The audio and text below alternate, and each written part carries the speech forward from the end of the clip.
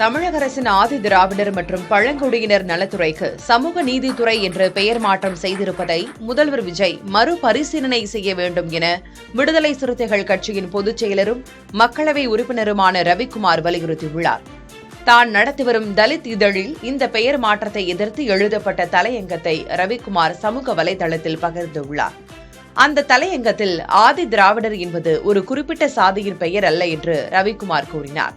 இது 1922 நீதி கட்சி ஆட்சியில் MC ராஜா, இரட்டைமலை சீனிவாசன் போன்ற பட்டியல் சாதி தலைவர்கள் போராடி பெற்ற சாதி கடந்த சமய சார்பற்ற அடையாளம் என்றும் குறிப்பிட்டிருக்கிறார். சமூக நீதித்துறை என பெயரை மாற்றும்போது பட்டியல் சாதி மக்களுக்கான தனித்துவமான கவனம், நிதி மற்றும் திட்டங்கள் பிற பிரிவினரோடு கலந்து நீர்த்து போகும் ஆபத்து உள்ளதாகவும் அவர் எச்சரித்துள்ளார்.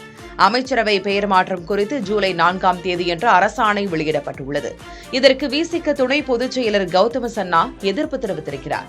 அதே நேரம் அக்கட்சியின் மற்றொரு துணை பொதுச் செயலர் வன்னியரசு தாவேக கூட்டணி அரசின் சமூக நீதித்துறை அமைச்சராக பொறுப்பு வகிக்கிறார் என்பது குறிப்பிடத்தக்கது.